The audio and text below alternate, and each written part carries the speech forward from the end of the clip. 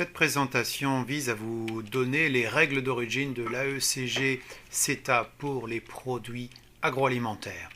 Et je voudrais commencer par dire que les exportateurs canadiens doivent s'assurer que leurs produits rencontrent les règles d'origine applicables pour bénéficier du traitement préférentiel de l'AECG.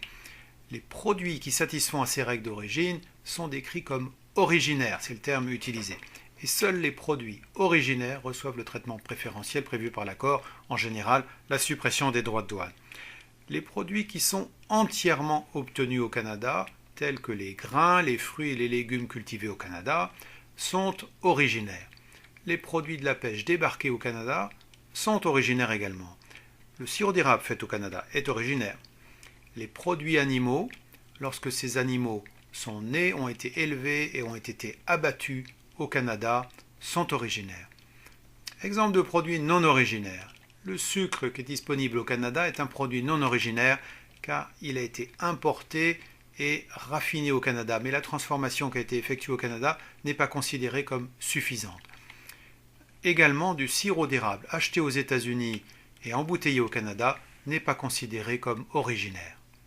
Cette deuxième page concerne les produits transformés. Les produits transformés faits exclusivement de matières premières canadiennes sont originaires.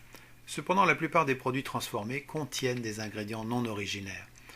Et dans ce cas, ils seront originaires à condition de satisfaire à la règle d'origine spécifique au produit, ROSP, qui leur est applicable.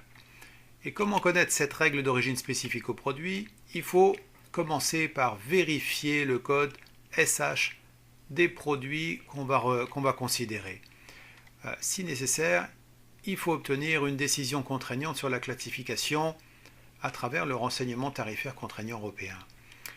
Cependant, si vous exportez déjà vers les États-Unis, vous connaissez ce code SH, puisque ce code SH, ce sont les 6 premiers chiffres du code que vous utilisez pour exporter vers les États-Unis.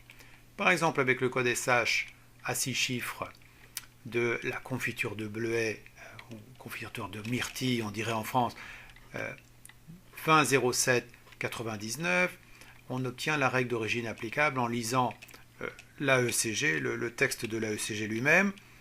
Et qu'est-ce qu'il dit, ce texte de l'AECG? Il dit que pour le chapitre 20, préparation de légumes, de fruits ou d'autres parties de plantes, et pour le code SH 2007-99, voici ce qu'il dit: un changement aux confitures gelées, pâte de fruits à tartiner ou beurre de fruits à partir de toute autre position, pourvu que le poids net des sucres non originaires utilisés dans la production ne dépasse pas 60% du poids net du produit.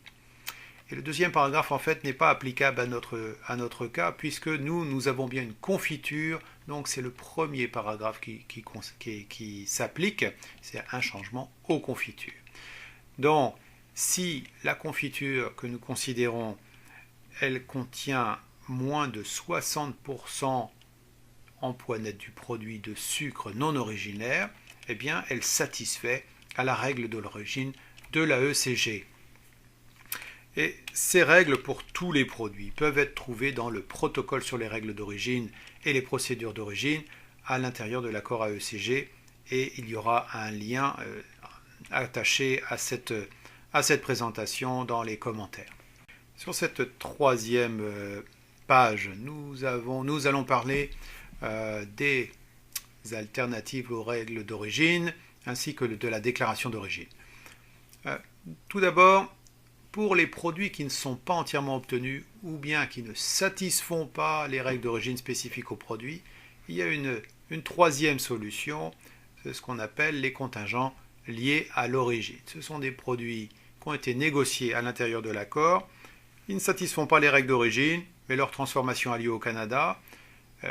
Selon certains critères, ils ne sont pas originaires, mais on a négocié ces quotas, et pour ces 5 catégories de produits, 1, A2, A3, A4, ainsi qu'une sélection de poissons et produits de la mer, eh bien que leurs matières premières ne proviennent pas du Canada, leur transformation est considérée comme suffisante de fait qu'ils font partie de ces quotas. Par exemple, des homards cuits congelés transformés au Canada à partir de homards vivants achetés aux États-Unis, il existe un quota, un contingent donc d'un certain nombre de tonnes à l'intérieur de l'accord, et les producteurs doivent faire application auprès des autorités canadiennes pour profiter de ce contingent.